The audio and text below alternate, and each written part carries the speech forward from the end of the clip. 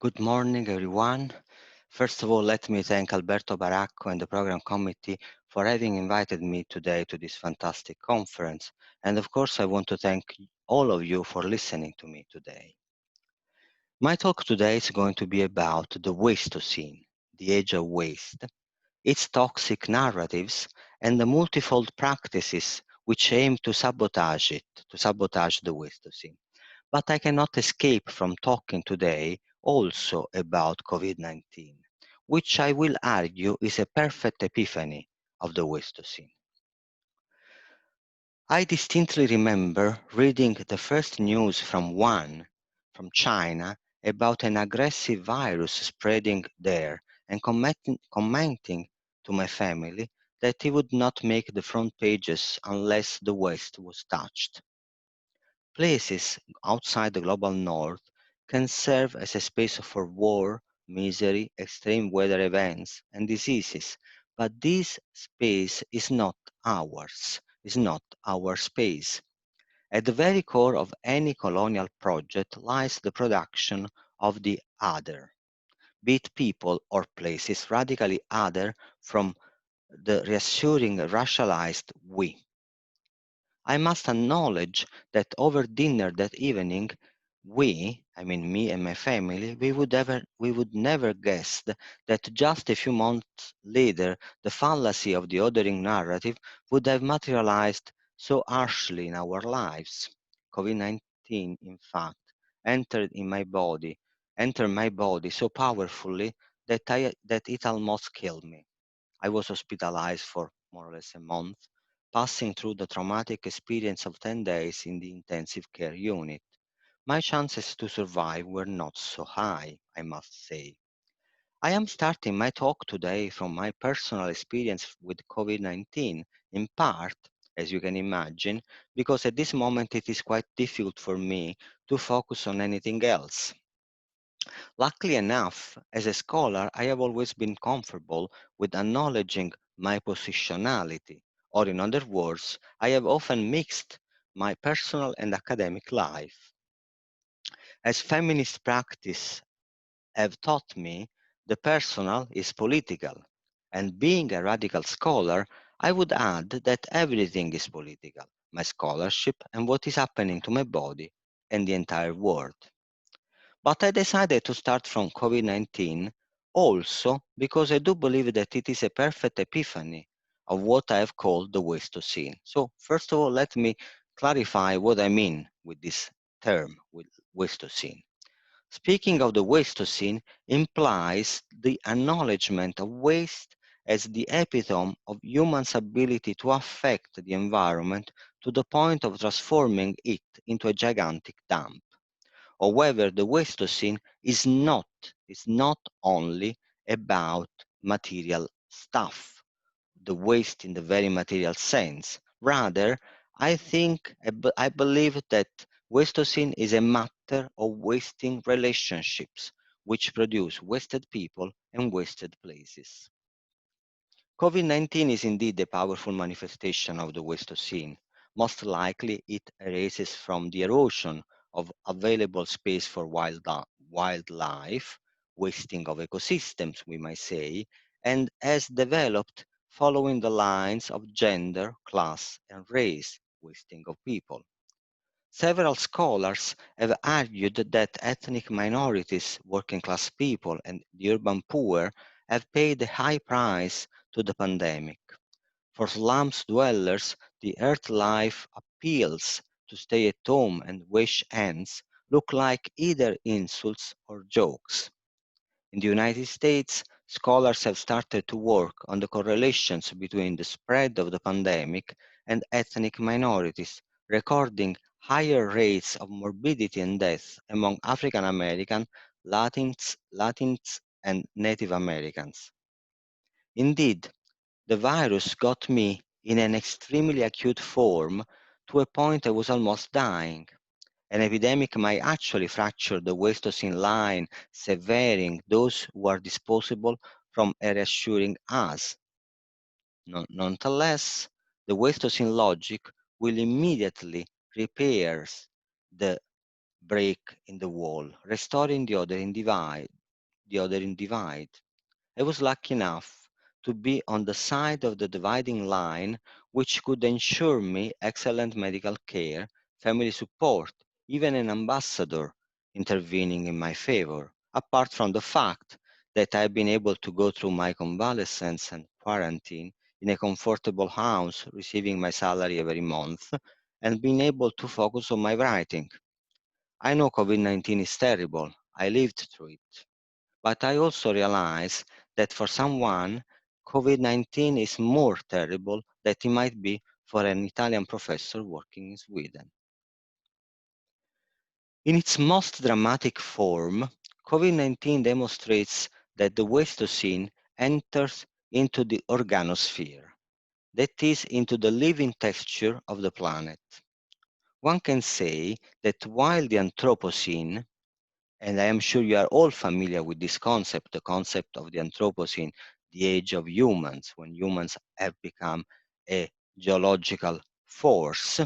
So I was saying, one can say that while the Anthropocene is searched for in the geosphere, the Wastocene needs a different kind of archaeology, one which digs into the living bodies where the wasting relationships have left their marks. Employing the Wastocene as our lens, we are better equipped to see how capitalistic violence is inscribed into human and more than human bodies. I believe there are two kinds of toxic embodiment.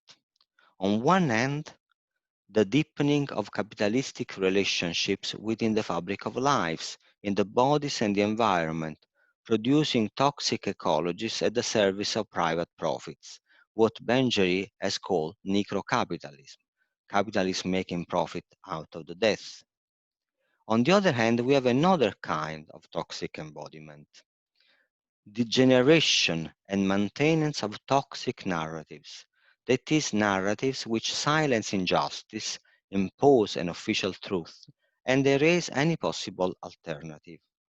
Today, I will focus mostly on this second kind of embodied toxicity, that is, on the production and maintenance of toxic narratives. To move in the final part of my talk to explore the production and practice of counter-narratives aiming to sabotage the Wastocene. There are many ways to tell a story, no? Generally, when we think of storytelling, we think of texts or perhaps films, but there are also other ways to tell a story. Cemeteries can be powerful storytelling devices. Now imagine now to leave Basilicata and to move up in the north of Italy. And we are in Fortogna, in the province of Belluno, in the northeast of Italy. And I want to show you two pictures of the cemeteries I would like to talk to you about. So I am now sharing with you the screen. Yes, and you can see here the two pictures, no? Of the two cemetery of Fortogna. Here on the top, you see the new cemetery of the Vaillant Dam disaster, the disaster that in 1963 killed more or less 2,000 people in the province of Belluno. And you see, in 2000, the municipality decided to create a proper memorial for the victims of this disaster. And you can see the picture here, how it's done with this um, very well organized, in this very well organized manner. On the bottom of my slide, you see instead one headstone from the previous cemetery, the one which was made actually by the survivors, by the relatives of the victims. And this cemetery, the old one, was completely erased uh, in order to build the new memorial that you can see in the slide. And here you can more or less read, I am sorry that it's not very easy to read, but anyway, you can see the tombstone of one of those victims, the Paiola family, and I think there were 7 people killed, including 3 children. And I am going now back to the to my talk. So what you see here in the slide, and what you can see here in the in this small image from the Paiola family. I said six, actually were seven deaths, including three children. What you can read there, and I'm translating in English: brutally and cowardly murdered by inattention and human greed, still waiting in vain for justice for this infamous fault. Premeditated massacre. And this is what is written on the tombstone.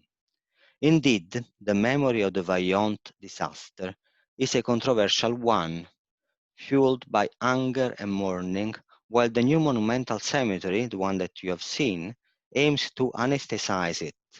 Instead, the headstones and text screaming pain and instead of headstone and text screaming pain and anger, we have now a tidy, organized memory which evokes silent and peaceful mourning.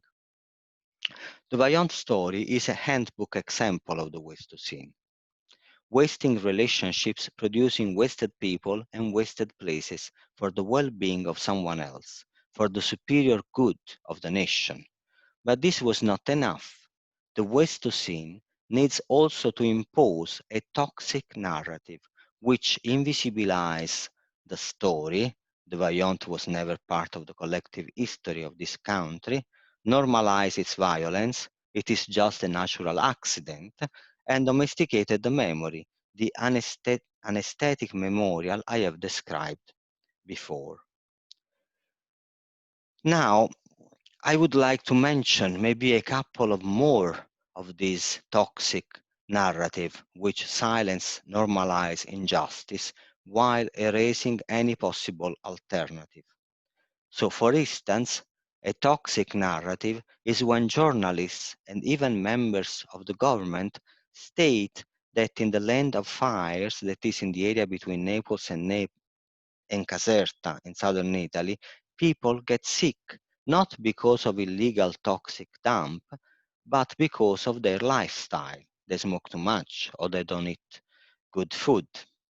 Or a toxic narrative is when, in the aftermath of Hurricane Katrina, the main public discourse focused on the alleged loitering and social unrest that were occurring in New Orleans. Finally, toxic narratives are often in our ways of teaching history, when, for instance, we still teach about the discovery and not the conquest of the Americas, or when we celebrate the Italian economic miracle, that is the extraordinary economic growth in the 1960s, omitting to mention the socio-ecological costs of it and who paid for those costs. It might be very strange to say, but a more realistic narrative of the Wasteocene can actually be found in science fiction. As the apocalypse has become the norm through which the future is imagined, waste is often its aesthetic manifestation. Writing about the apocalypse in science fiction literature, Hicks has spoken of the globalized ruin as the cipher of that narrative. Anat Singh has been especially influential in exploring the epistemological potentialities of ruins and ruined landscapes. The Brazilian television series 3% is a wonderful science fiction transposition of the Wasteocene logic. In a not too distant future, the Brazilian society is divided between a poor and dilapidated inland and the utopic and almost paradisiac offshore. Technology here is the most crucial gap dividing the two worlds. While the offshore is packed with any kind of futuristic gadgets, the inland looks like a gigantic favela where people survive out of scraps from another time. Transposing in a science fiction narrative the neoliberal credo of competition and meritocracy, the authors imagine that every year all the newly turned 18-year-old citizens can participate in a complex and manipulative series of proofs, or processo in Portuguese, the process, through which some of them will be selected and transferred to the offshore. From the Westocene point of view, a processo is a key dispositive because it illustrates creatively, nonetheless quite realistically, I must say, the interiorization of the wasting relationships reproducing wasted people and places. Very similar to the 3% is the main idea beyond another movie, an Hollywood movie, Elysium. The plot seems almost the same. The Earth is turned into a planetary slum, inhabited by poor people forced to live among ruins and waste, while the elite, the rich, have happily moved to a space station called Elysium, provided with a bounty of futuristic technologies, including an almost magic healing machine. With an impressive resemblance to reality, Elysium offers a science fiction transposition of the Westocene that revolves around two main tropes: the sick body and the migrant. The people living on the ground do not just move among a ruined landscape, they embody the ruination in their own bodies. Everyone seems to be somehow broken, sick, wasted in their own physical humanity. The story of the male hero, of course white hero, is almost didascalic. Working in an extremely harmful factory, he becomes deadly sick because his boss forced him to do a task which exposes him to a lethal dose of radiations.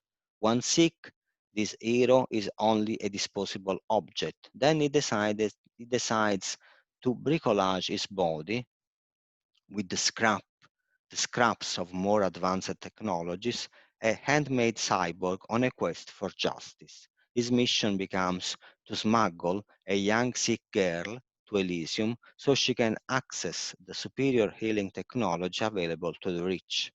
The interconnection of ill bodies, inequalities, and exclusion are at the very core of the Westocene.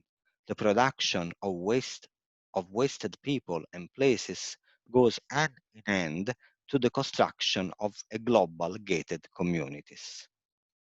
While these science fiction narratives offer more realistic stories of the Westocene, more realistic in comparison with the toxic narratives I have briefly illustrated above, they also deliver, at least generally, another kind of toxic narrative. That is the idea that in the ruins of the Westocene, everybody is on their own. Homo homini lupus. Each man is a wolf for another man. This is the adage proposed by those narratives. Sometimes watching those movies, it seems to see represented on screen Margaret Thatcher's gloomy words, and I'm quoting here from her. There is no such a thing as society. There are individual men and women, and there are families. End quote. But the UK Prime Minister and her science fiction transpositions were actually wrong. Communities do exist, and in the most difficult moments, they mobilize. As wasting relationships, the engine of the Westocene, are based on consuming and ordering, commoning practices aim to reproduce resources and communities. I argue that the contrary of wasting is commoning rather than recycling, because commoning dismantles the ordering project, creates communities, and has the potential to undermine the Westocene regime. In this final part of my talk, I am going to offer a few and very sketchy examples of commoning experiences which I interpret as counter-hegemonic storytelling. During the COVID-19 pandemic, many have been the evidence that Thatcher was wrong, and commoning occurs producing unexpected communities reacting to the terrible wasting of lives and livelihood. In several countries, people have started to self-organize, building an infrastructure of solidarity and support, especially targeting the most vulnerable in the community. In several countries, people solidarity brigades have been created with the aim to offer concrete help to those who were struggling most in the pandemic. Sometimes in the bags packed with pasta and canned tomatoes, people have found books, a flyer on the Care Income campaign, or a questionnaire on their needs. One of the pillars One of the pillars of the Westocene regime is that each individual is responsible for herself, a message which becomes even louder in times of crisis. Toxic narratives blamed individuals for being poor, subaltern, or sick. Common in practices sabotage the Westocene logic because they reproduce social values through inclusion and community building, while the latter reproduces inequalities through othering and wasting.